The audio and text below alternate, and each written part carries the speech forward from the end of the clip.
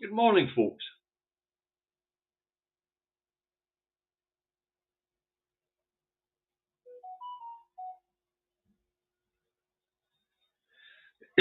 Let's start again. Good morning, folks. Hope you're well. It's Indy Truck Davy out the truck and up home in his office in Salisbury, North Lanarkshire on the 7th of the 8th, 2025. Let's have a wee look and see who's in this morning before we go to the weather. Aki's Mad, Indy Duck Melanie, Rosie McGregor, Wee Bird, Eddie Wolfie, Ice Ninja, Stephen McNeil. We see you there this morning, Hugh. Aki's, June, Mark, Lorna. I see Reagan Elites there, folks. This show's right after mine. Give it a look. Somebody stick a link, please, in the comment. John's in. I see the other David's in. Peter's in. John O'Rourke's in and all. Dean's in. Peter M's in. Right back down the other end. I see Christina's just jumped in. Graham Beanie. Anyway, numbers are climbing nicely. We're almost at the 100 mark. So let's get this broadcast underway, as I say, out the truck, at home, in my office, here in Salisbury, North Lanarkshire, where it is not a bad morning. Partly cloudy, apparently, but the sun's breaking through the broken cloud. It is 16 degrees, and there's no rain in the forecast, so it'll be sunshine and showers like yesterday. Okay, pollen count is low. Main allergen is still grass, and it's still dead man nothing. All right, first up this morning we have the Scotsman. Now, interesting headline in the Scotsman this morning because it's a non-story. But I'll put it up and then explain why it's a non-story, okay?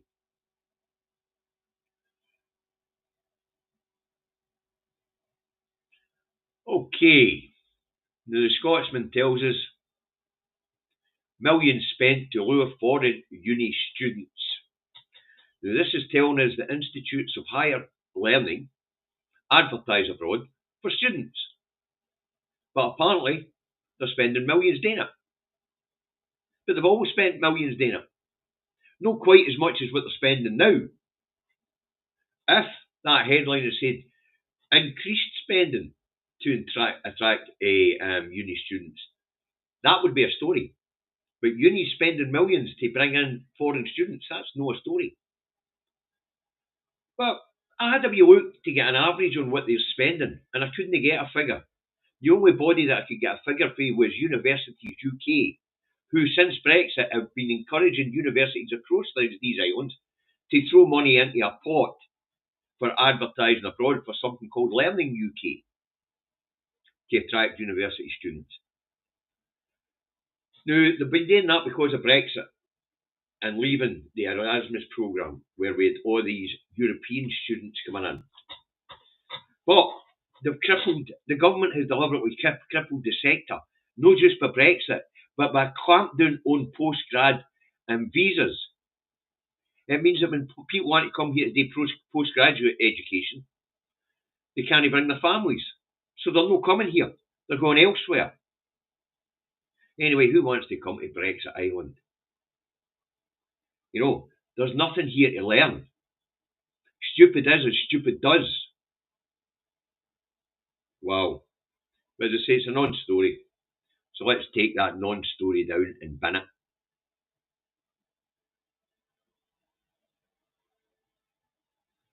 Anyway, next up with the Herald, once I find it.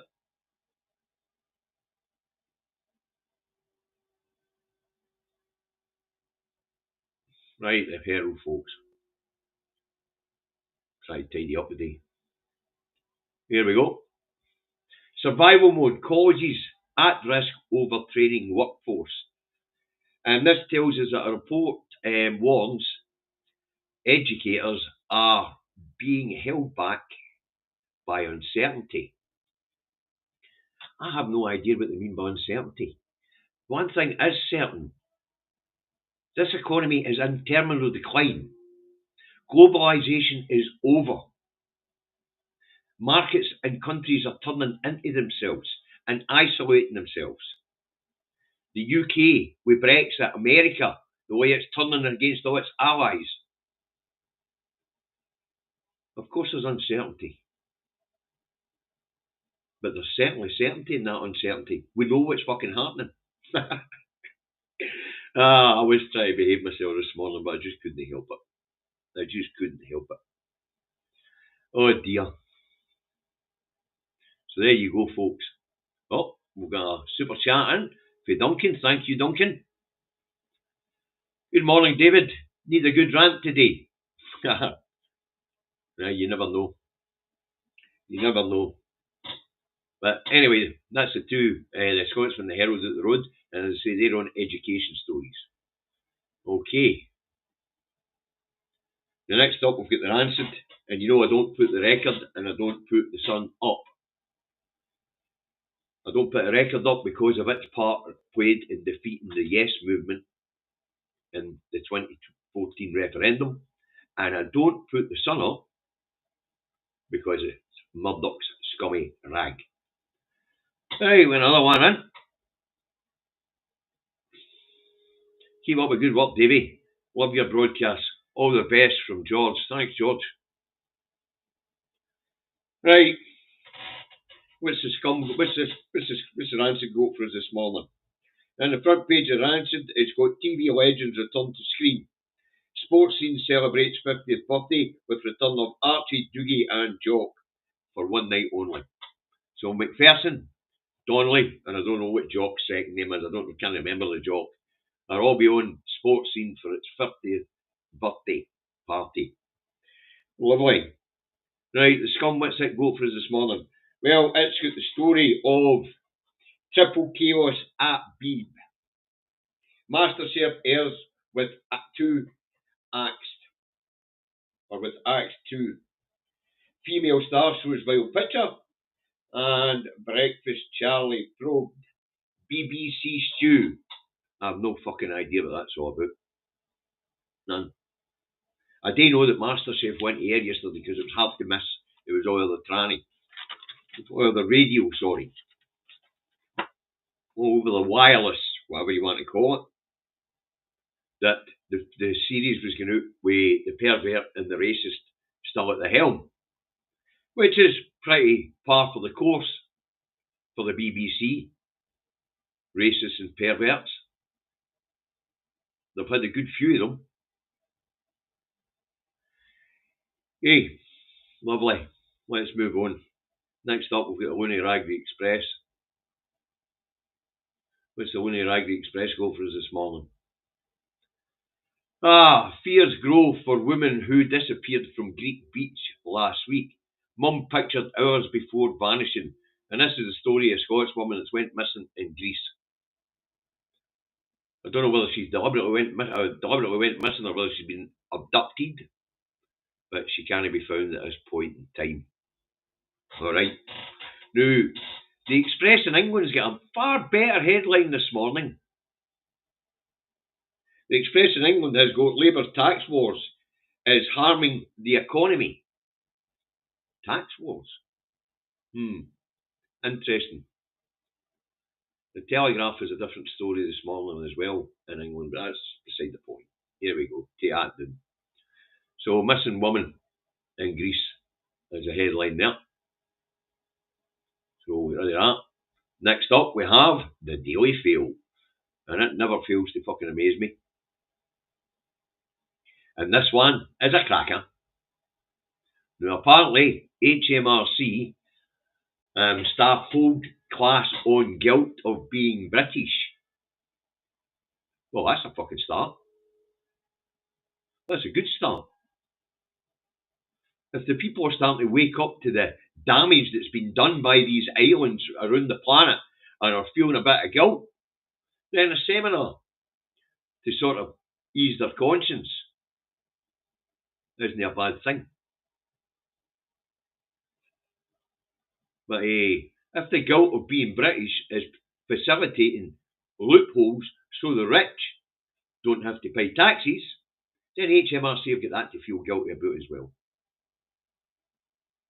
Anyway, Kemi leads backlash over tax officials' nonsense seminar during office hours. So apparently they had this they held the class on guilt of being British during office hours, and staff could log in while at the office at their desks doing nothing as usual, or turning a blind eye to over 90 billion a year in tax evasion. Lovely stuff. They say the fail never lets you down. Never lets you down. Comes to daft headlines, the fail's the fail. Right, next up, we have the Tory Graph. And what's the red and blue Tory Graph got for us today? Oh, down the other end now. Maybe not. Oh dear, where's the Tory Graph went? I seem to have misplaced the Tory Graph, folks. I'll just go and grab it. That happens now and again. I'll miss one when I'm picking them up. Where have we Tory Graph? Here we have it.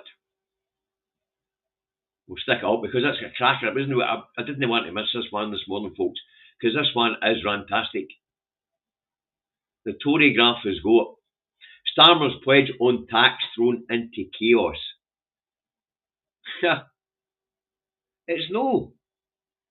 There's not going to be chaos at all. Starmer did what he did with all the rest of his fucking pledges. Break them.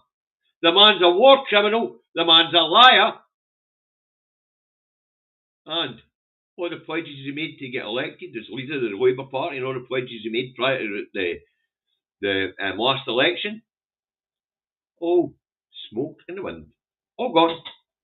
So his pledge not to increase tax on the working classes. Well, that rag down south has a different headline. And that tells us that the middle are about to get whacked with tax rises. And David, I did say that. David never thought about this. They're not going to hit the rich. They're coming for what little the middle classes have got left. They're taking everything off the fucking poor. But Starmer breaks a pledge. Wow. Has this rag not been paying attention? He's broke every pledge he's made. The man's a lying, thieving shithead of a war criminal. That's interesting because the last two Labour Prime Ministers have been war criminals. This one because he's complicit in the war, a genocide, and the one before because he went and started an illegal war through misleading the public and the Parliament. And both of them belong in jail. Both of them, but Starmer breaks a pledge. Wow. Obviously this rag's not been paying attention. Really? Starmer breaks a pledge. Wow. Next up we'll get the National. Let's see what the Nationals go for us today. Well, this one's going to cause a fight with Westminster. But it's an interesting thing. We were talking about the Public Procurement Act 2023, me and David. And I don't know if we mentioned at the time that the Public Procurement Act 2023, the one that Michael Gove used to ban public bodies for boycotting Israel, doesn't apply in Scotland. So this headline's good. Scotland considers boycott of Israel. And it could. So get on with it, John. Piss Starmer off. Piss the UK government off. Go ahead and boycott Israel. Join the BDS movement. Ban Scottish public bodies for procuring stuff from Israel. Go on, John. The Public Procurement Bill 2023 doesn't apply here in Scotland. The same as the Police Crime and Sentences and Police Courts Crime and Sentence Act, which bans public protest, doesn't apply here in Scotland. So just go ahead, John. Boycott Israel. Make a stand. The people of Scotland demand you make a stand. As I say, interesting fact, in England they cannot boycott Israel. But I've checked. Michael Gove, the wee cokeheads, 2023 Public Procurement Act came into effect in February 2025, 24th of February 2025. England, Wales, Northern Ireland only. I've checked. So go on, John. Boycott Israel. You have my blessing. We're already all boycotting fucking Israel.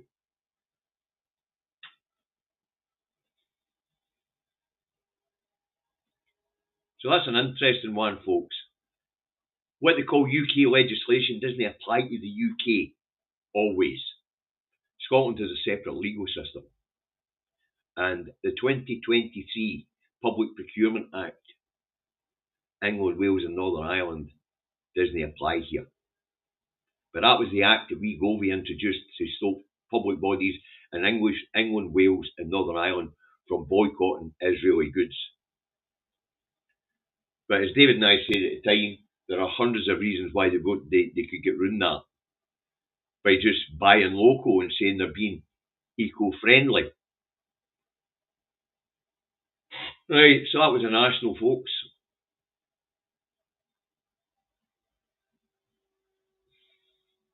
After the national, we have the Guardian, I believe. Yep, the Guardian, so let's put it up.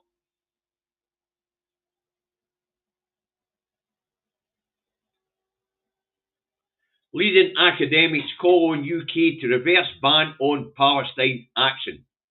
Well, folks, we know that's not going to happen because Yvette Cooper did the news rounds yesterday and she was telling us all that these people are violent terrorists. Didn't they offer up any evidence? And we found out as well that a certain lord who had been involved with an American arms company who had been targeted by Palestine action had petitioned Yvette Cooper to prescribe these protesters as terrorists. Full story was in the Guardian yesterday, their online edition. You can look it up. In fact, I'm Regan Wheat's probably going to cover it right after us. So that's what the Guardian's got for us. Leading academics are demanding that they reverse the ban on Palestine action.